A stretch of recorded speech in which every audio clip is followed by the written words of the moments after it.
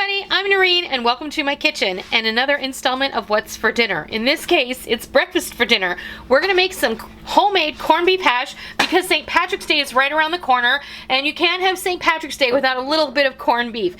We're gonna be using my home canned corned beef, some potatoes that I baked in the crock pot, and we're gonna top everything off with a freshly fried egg. So let's go see how this all comes together.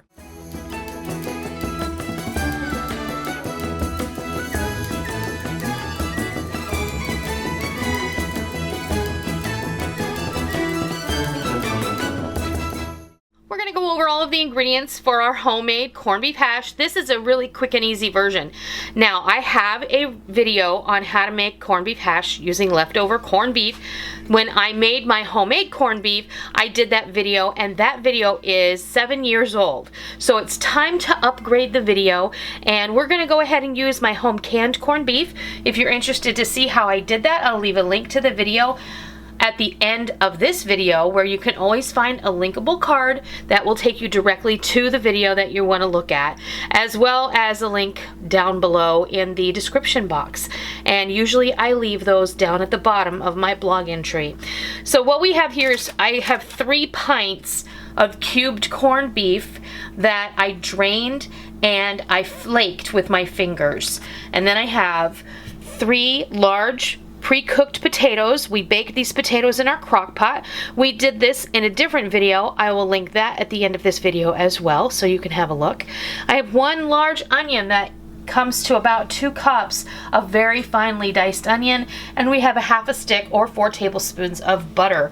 Now, you can use olive oil or whatever. You don't have to use the butter, but the butter is going to make it taste amazing. You're already having corned beef, so you know it's going to make the potatoes taste wonderful.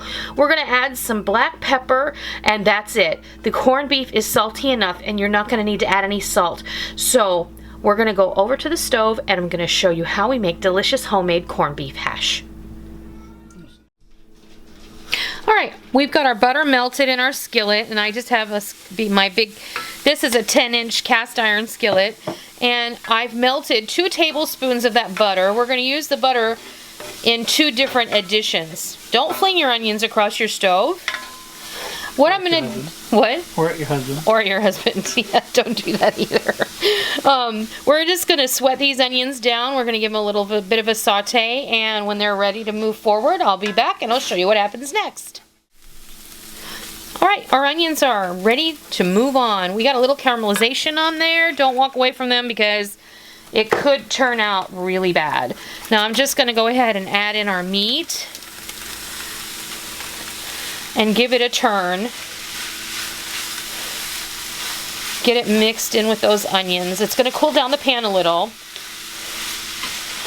And then we're going to walk away from this for another 5 minutes because we want that meat to render out some of its fat and any juices that might be hanging out in there.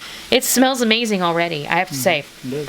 So we're going to walk away from this for a few more minutes, and we're just going to let that meat heat through, and then we're going to add the potatoes, and we're going to let corned beef magic happen. Okay, our meat is just about ready, and I went ahead and I added those last 2 tablespoons of butter, and we're going to get ready to add the potatoes in here, and then we're going to let it cook a little longer. And we want it to crisp up a bit. We like our corned beef hash a little bit crispy. And then I'm going to add in these cooked potatoes. It's not going to take very long for this to happen because I do like to use cooked potatoes in my hash. This is a great way if you have some leftover baked potatoes, or in my case, I baked them on purpose in the crock pot. Just get this potato mixed in, and you can see it's starting to look like corned beef hash now. It may not look like the stuff that you find coming out of the can, and yes, we do enjoy that from time to time. I'm gonna, be honest with you. What we're gonna do now is we're gonna let these potatoes heat through. We're gonna see if we can get a little brown on the bottom, and we'll be back and we'll show you what it looks like. Well, our corned beef hash is ready to serve. All I'm gonna do now is I'm going to make some eggs. I do not like to cook my eggs on top of the hash because if I have leftovers, then it makes it problematic. So what I like to do is cook the eggs separately and then serve the fried egg on top of the hash for each individual serving.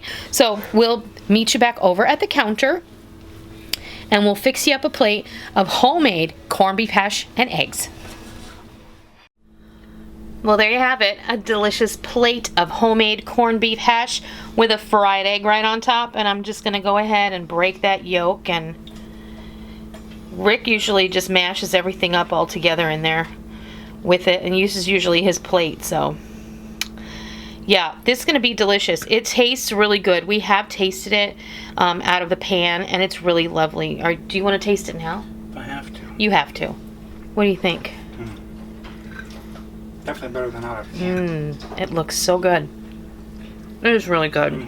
It got just ever so slightly crisp on the bottom, and it gives it that really nice brown flavor. I know that's a silly thing to say, but it gives it that caramelized taste that you can only get from letting it sit in the pan. And it's really lovely. With the fried egg, I don't know why fried eggs are so good with corned beef hash. They just are. And that's how we enjoy eating it. So, but that is a super simple way to enjoy corned beef, whether it's out of a can, home canned, or leftover.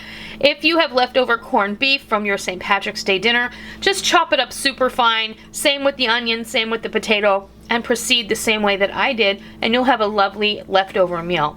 I hope you enjoyed the video. I hope you learned something. I want to thank you for joining me. And if you did enjoy the video, please consider hitting that thumbs up button.